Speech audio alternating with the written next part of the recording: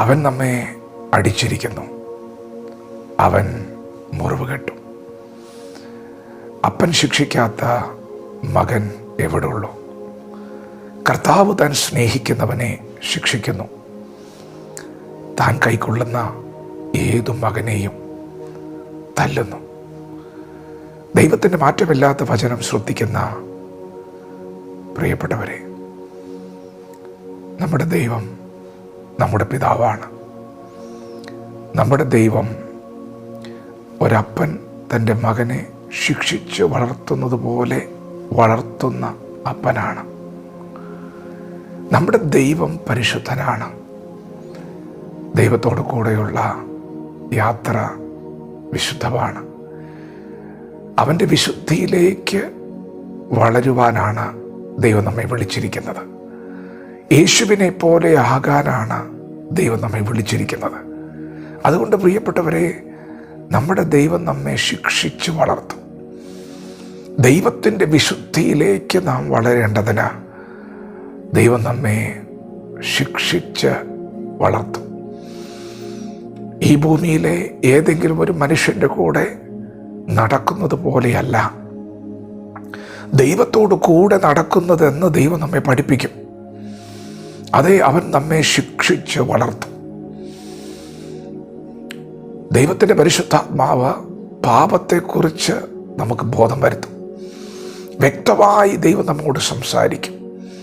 ദൈവത്തിൻ്റെ വചനത്തോട് അനുസരണം കാണിക്കുന്നുവെങ്കിൽ നാം അവൻ്റെ വിശുദ്ധിയിലേക്ക് വളരും. എന്നാൽ ദൈവത്തിൻ്റെ വചനത്തോട് പ്രതികരിക്കുന്നില്ലെങ്കിൽ പരിശുദ്ധാത്മാവ് കൂടെ കൂടെ നമ്മോട് ആലോചന പറഞ്ഞിട്ടും അതിനോട് ശാഠ്യം കാണിക്കുന്ന ഒരനുഭവത്തിലാണ് തുടരുന്നതെങ്കിൽ, ഒരപ്പൻ തൻ്റെ മകനെ ശിക്ഷിക്കുന്നത് പോലെ ദൈവം നമ്മെ ശിക്ഷിക്കും. അത് അല്പനേരത്തേക്ക് വേദനയായിരിക്കും, അല്പനേരത്തേക്ക് അതൊരു മുറിവായിരിക്കും. അതെ, അവൻ നമ്മെ അടിക്കും. എന്നാൽ അവൻ തന്നെ നമ്മുടെ മുറിവ് കെട്ടും. എന്തിനാണ് അടിക്കുന്നതെന്നോ?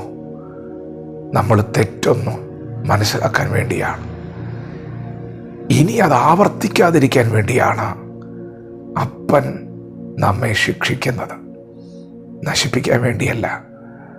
കൈവിട്ട് കളയുകയില്ല, തള്ളിക്കളയുകയില്ല. അല്പനേരത്തേക്ക് അവൻ നിന്നെ ഉപേക്ഷിച്ചാലും മഹാകരുണയോടെ അവൻ നിന്നെ ചേർത്തുകൊള്ളും.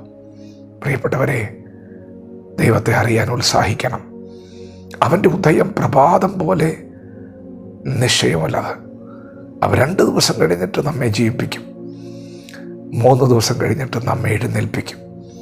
അവൻ്റെ മുൻപാകെ നാം ജീവിക്കുകയും ചെയ്യും.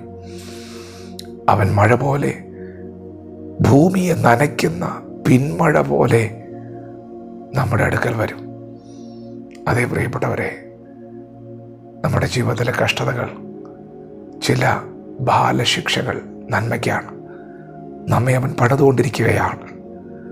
ദൈവാനുരൂപമായി അവൻ നമ്മെ സൃഷ്ടിക്കുകയാണ്, രൂപാന്തരങ്ങൾ വരുത്തുകയാണ്. അതുകൊണ്ട് ഈ നല്ല പകൽ ദൈവത്തിൻ്റെ ശിക്ഷ നിരസിക്കരുത്. ദൈവം നമ്മോട് പറയുന്ന വചനങ്ങളിൽ ചട്ടങ്ങളുണ്ട്, ക്രമീകരിക്കപ്പെടേണ്ട മേഖലകളുണ്ട്. അതിനോട് നാം പ്രതികരിക്കുന്നുവെങ്കിൽ, അനുസരണം കാണിക്കുന്നുവെങ്കിൽ, ഇന്ന് പകൽ നാം വളരുകയാണ്. അവൻ്റെ വിശുദ്ധിയിലേക്ക്, അവൻ്റെ സ്വഭാവത്തോട് അനുരൂപപ്പെട്ട് വളരുകയാണ്.